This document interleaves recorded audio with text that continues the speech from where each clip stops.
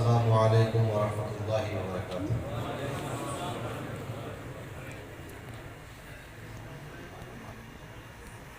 नहमदुहु व नुसल्ली अला रसूलिल करीम। अल्लाहुम्मा सल्लि व सल्लिम व ज़िद व बारिक अलैहि व अला आलिहि व अस्हाबिहि व वारिसि हालिहि व अला मन लदैहि सलातु व सलामुन अलैका या रसूलल्लाह सल्लल्लाहु तआला अलैहि वसल्लम। अल्लाह तबारक व तआला का फज़्ल व एहसान कि उसने हमें और आपको इस मुबारक महफिल में हाजिर होने की तौफीक अता फरमाई।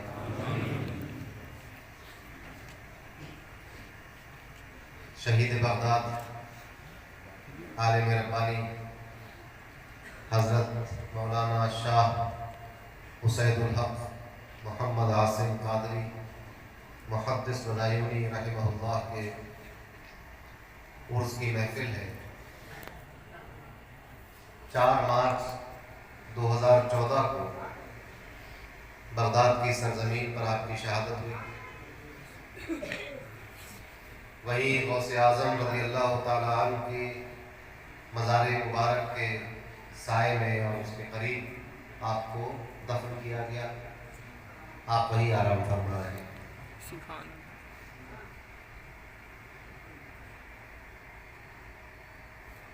बहुत अच्छी महफिल हुई। नातो मनातिब मुफ्ती साहब की तकरीर,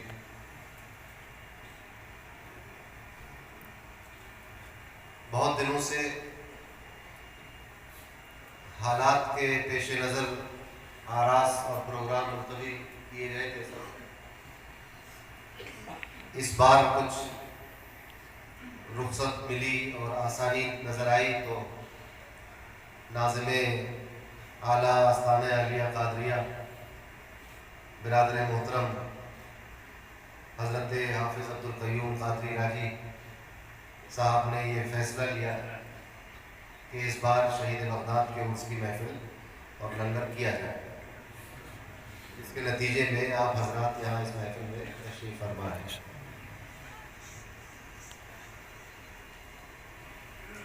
इंशाअल्लाह हालात ठीक रहे तो 3 शव्वाल को यानी ईद के बाद तीसरे दिन हुजूर कादरी दूल्हा के उर्स के साथ हम अपने पीर व मुर्शिद का हुजूर ताजदार अहले सुन्नत का उर्स भी साथ में करेंगे इंशाअल्लाह। आपका विसाल 26 रमज़ान को हुआ तो रमज़ान शरीफ में आप हजरात अपने अपने घरों पर फातिहा का एहतमाम करें 26 रमज़ान को, और 3 शव्वाल को इंशाअल्लाह कादरी दूल्हा के उर्स के साथ ताजदार अहले सुन्नत का उर्स किया जाएगा। अज़्ज़ाम मियां ने फरमाया कि कादरी दूल्हा के उर्स में लंगर में एक खाना होता था, जब उर्स 2 हों तो लंगर में खाने में 2 होने चाहिए। देखिए क्या अल्लाह की मर्जी, जैसा वस्फा बनवाएंगे वैसा बना देंगे, हम तो नौकर आदमी। अभी पिछले दिनों सुल्तानुल हिंद गरीब नवाज की बारगाह में उर्स के मौके पर हाजिर होने का शरफ हासिल हुआ था। हमारे पीर व मुर्शिद हज़रत अक़दस तो तकरीबन 60 साल तक लगातार उर्स में हाजिर होते रहे और दरमियान में बीच में भी हाजिरी होती रही। हज़रत का मामूल था कि हज़रत उर्स में हाजिर होते तो एक मनक़बत का नजराना पेश फरमाते थे। तो मैंने कोशिश की कि हज़रत की इस सुन्नत को अदा किया जाए।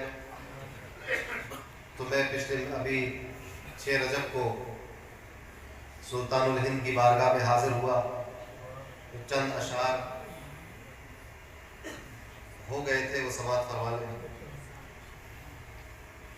अर्ज किया है कि नबी ज़ादे अली की जान या ख्वाजा मोइनुद्दीन,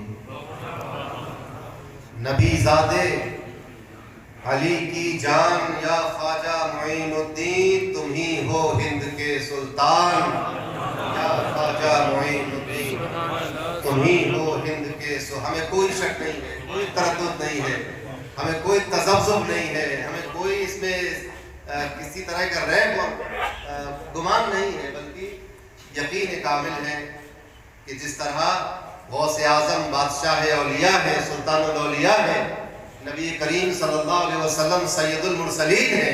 इसी तरह हमें यह भी यकीन है कि हिंदुस्तान के सुल्तान हमारे ख्वाजा खानका सुल्तानुल हिंद गरीब नवाज ख्वाजा मोइनुद्दीन चिश्ती अजमेरी रज़ी अल्लाह ताला। कोई शक और शुबह दानियाल काजी दानियाल कदरी रहमतुल्लाह अलैह वो सुल्तानुल हिंद गरीब नवाज के पीर भाई हज़रत ख्वाजा उस्मान हरवनी के मुरीद खलीफा, अल्हम्दुलिल्लाह उसको उसकी तजदीद गरीब नवाज ने हज़रत हमारे पीर मुर्शिद के सामने आकर फरमाई। तो अल्हम्दुलिल्लाह हमारे लिए तो लोग हैरान रह जाते हैं कि हमारी कादरियत को देखें कि हमारी चिश्तियत को देखें।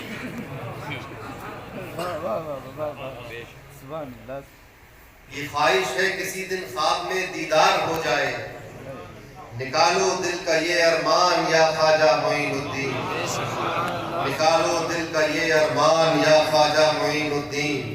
और उर्स में हाजिर थे तो अर्ज किया था कि तुम्हारे उर्स में मुश्किल कुशा तशरीफ लाते हैं, तुम्हारे उर्स में मुश्किल कुशा तशरीफ लाते हैं, करा दो मुश्किलें आसान या ख्वाजा मोइनुद्दीन, करा दो मुश्किलें आसान या ख्वाजा। अल्हम्दुलिल्लाह बहुत सारी मुश्किलें आसान भी हो, करा दो मुश्किलें आसान या ख्वाजा मोइनुद्दीन।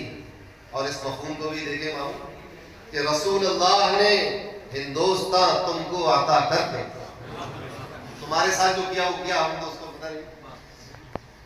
रसूल अल्लाह ने हिंदुस्तान तुमको अता करके किया हम पर बड़ा एहसान, किया हम पर बड़ा एहसान या ख्वाजा मोइनुद्दीन।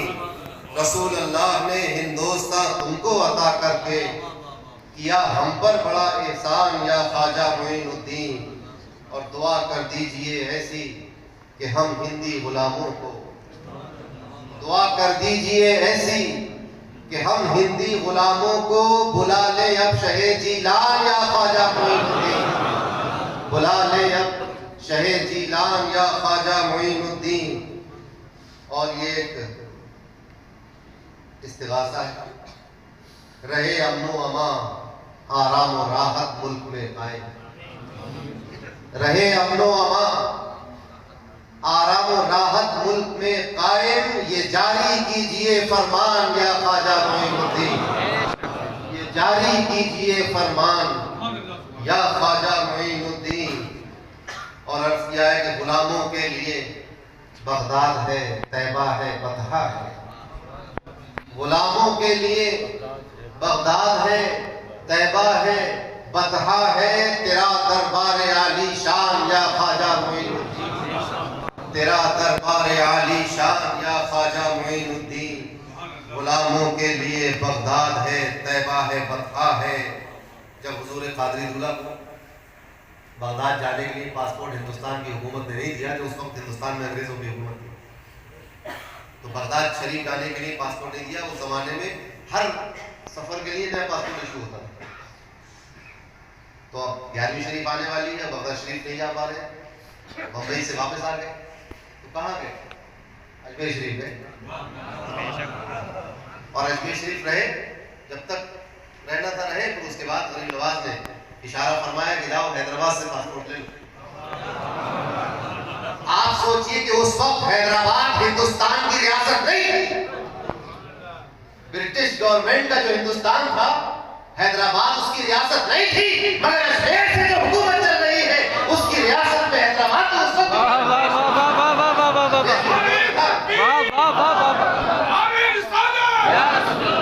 तो उस वक्त दिल्ली हैदराबाद की राजधानी नहीं थी, रियासत हैदराबाद की राजधानी दिल्ली नहीं थी उस वक्त। मगर अजमेर में जो राजधानी है, जो बादशाह अजमेर में मौजूद है, उसकी हुकूमत में उस वक्त दिल्ली भी था, हैदराबाद भी था, लाहौर भी था, ढाका भी था, कराची भी था। आपने हुक्म फरमाया कि जाओ हैदराबाद से पासपोर्ट ले लो, तो हैदराबाद से पासपोर्ट मिल गया, फिर बगदाद से चले गए। तो गुलामों के लिए बगदाद है, तैबा है, बतहा है, तेरा दरबार आली शान या ख्वाजा मोइनुद्दीन। और ये अर्ज किया था कि हुजूरे ताजदारे अहले सुन्नत के मुरीदों पर हुजूरे ताजदारे अहले सुन्नत के मुरीदों पर रहे जारी तेरा फैजान या ख्वाजा मोइनुद्दीन, रहे जारी तेरा फैजान या ख्वाजा मोइनुद्दीन। जैसे जारी था वैसे जारी रहे इंशाअल्लाह, जारी रहे इंशाअल्लाह। हुजूरे ताजदारे अहले सुन्नत के मुरीदों पर रहे जारी तेरा फैजान या ख्वाजा मोइनुद्दीन। और है फैज़े कादरी दूल्हा नवाजिश पीर सालिम की, है फैज़े कादरी दूल्हा नवाजिश पीर सालिम की। बना इश्की तेरा मेहमान या ख्वाजा मोइनुद्दीन, बना इश्की तेरा मेहमान या ख्वाजा मोइनुद्दीन। अल्लाहुम्मा सल्लि व सल्लिम व बारिक अलैहि व अला आलिहि व सहबिहि व सहलिहि व अला मुहम्मद सल्लल्लाहु अलैहि वसल्लम। शहीद बगदाद ने कहा था कि मस्ते मए बगदाद हम है गौसे आजम का करम, खौफे अलम फिक्रे अलम खौफे भला ये भी नहीं। तो उनकी शहादत के बाद जब उनको गौस पाक ने अपने कुर्ब में जगह अता फरमा दी तो ताजदारे ने फरमाया कि इसको इस तरह पढ़ो, आसूदे बगदाद हम तो वहां जाके लेट गए बगदाद। आसूदे बगदाद हम है गौसे आजम का करम, फिक्रे अलम खौफे भला ये भी नहीं वो भी नहीं। और अल्हम्दुलिल्लाह शेख साहब वहाँ लेटे हुए हैं और हम यहाँ बैठे हुए हैं। बात देखी है, ऐसा नहीं है कि बगदाद मोहल्ला की गौस पाक की चार दीवारी के अंदर ही कादरी फैज है। कादरी फैज तो अगर सच्चा कादरी हो तो कादरी फैज तो बगदाद के आते में और अजमेर के आते में भी मिलता है, गलियर में भी मिलता है, रदौली में भी मिलता है, दिल्ली में भी मिलता है, तो बधाई। अगर सच्ची अकीदत है तो फैज हर जगह मिलता है। तो ऐसा नहीं है कि शेख साहब तो वहाँ बहुत करीब है और हम यहाँ बहुत दूर है, ऐसा नहीं है। हम यहाँ भी, हम भी करीब है, वो भी करीब है, सब लोग करीब है। गौस पाक अपने मुरीदों से इतना करीब में फरमाते हैं कि मेरे मुरीद मशरिक में हो और मैं मगरिब में हूँ और उसकी सतर खुलने वाली हो, बेपर्दगी होने वाली हो, वो मुझे पुकारे तो मैं मशरिक से मगरिब का सफर तय करके उसकी सतर खुलने नहीं देती। फरमाते हैं कि न यदी अला मुरीदी का समाही अला अर्द, मेरा हाथ मेरे मुरीद के ऊपर ऐसा है जैसे जमीन के ऊपर आसमान। तो वो दूरी नहीं है। हाँ, ये खुश नसीबी है उनकी कि वहाँ की मिट्टी उनके नसीब में थी। क़यामत में हम बदायूं से उठेंगे, वो बगदाद से उठेंगे, मगर पहुंचेंगे सब एक ही जगह इंशाअल्लाह। तो ये भी फख्र इस खानवादे को गौस पाक ने अता फरमाया, ये एजाज के हमारे शेख साहब को उन्होंने अपने पास रख लिया वहाँ पर। और ये भी एक बड़े एजाज की बात है। और इसी वजह से तमाम कादरियों के दिल को एक सब्र भी है, सुकून भी है। अगर जहाँ ये गम है कि शेख साहब की शहादत हो गई और इतनी ऐसा हो गया वैसा हो गया, वहाँ ये एक ढारस भी है कि अरे हो गया तो क्या हुआ, वो है तो गौस पाक के पास। ये हिम्मत की बात है। तो शेख साहब ने अपने आप ने सुना कि अपने जिंदगी में बहुत सारे मिशन चलाए, तहरीकें चलाई, लोगों को की इस्लाह की कोशिश की। तो अल्हम्दुलिल्लाह आज इस महफिल में उसी शहीद बगदाद मिशन के तहत 2 निकाह मुनक़िद किए गए। इन निकाहों में ये शर्त होती है कि इसमें कोई जहेज नहीं लिया जाए, और दूसरा ये कि बारात लड़की वालों के घर नहीं जाएगा। बारात लेके लोग 200, 300 लोग लेके पहुंच जाते हैं, फिर वो लड़की के घर वाले उसके खाने का, चाय नाश्ते का एहतमाम करते हैं, बारेगिरा हो जाता है। इन सब चीजों से मुबर्रा और मुस्तगनी होकर, इन सब चीजों से ऊपर उठकर शरई तरीके पर मस्जिद में आकर निकाह खानी होना, निकाह पढ़ लेना, और फिर वो लड़का और वो लड़की रिश्ते इज़्दिवाज कायम हो गया। अब ये एक दूसरे के लिए हलाल और जायज हो गए। उसके बाद वो सादगी के साथ उस लड़की के घर से उसकी रुखसत कराकर अपने घर ले आए। ये एक सादा तरीका है ताकि नबी करीम सल्लल्लाहु अलैहि वसल्लम के इरशाद के मुताबिक निकाह आसान हो जाए, बदकारी मुश्किल हो जाए। ये मिशन इसलिए चल रहा था। अल्हम्दुलिल्लाह आज अभी इस वक्त इंशाअल्लाह वो दोनों निकाह होंगे। एक रिश्ता तो बदायूं का है, वो लड़का भी बदायूं का है, लड़की भी बदायूं का। एक रिश्ता जो है वो लड़का उड़ीसा का है, लड़की बदायूं। तो इंशाअल्लाह ये उड़ीसा जाएगी बनाई मिल लगी तो वहाँ भी बनाई का फैस पहुँचेगा। और ये अजीब इत्तेफाक है कि ये दोनों लड़कियां जो दोनों दुल्हे हैं आज की, ये दोनों दुल्हे हुजूर ताजदार अहले सुन्नत के घर में पलकर बड़ी हुई। सुभान अल्लाह, सुभान अल्लाह, सुभान अल्लाह। अल्लाह इनकी किस्मत को अच्छा करे। आमीन।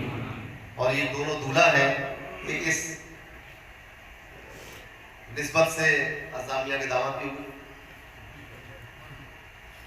मैं तो फकीर आदमी हूँ, मेरा कोई ना दामाद ना बहू ऐसा अज़ामिया मुंतज़िम आदमी, तो यही निभाएंगे रिश्तेदारी। तो अल्हम्दुलिल्लाह मुसलमानों के रिश्ते इसी तरह होने चाहिए। हम लोग ज़ात बिरादरियों में, दौलत में, घर खानदान जायदाद में इस तरह मुलव्वस हो गए हैं कि मुसलमान लड़के और लड़कियों के रिश्ते की परेशानी हो गई। दिन रात मुझसे दूसरे रोजाना कोई ना कोई आके कह जाता है कि रिश्ते के लिए दुआ करो। ये हाल हो गया है। तो दुआएं सिर्फ अज़ाइम का साथ देती हैं, दवाएं दर्द भी ढूंढो फकत दुआ ना करो।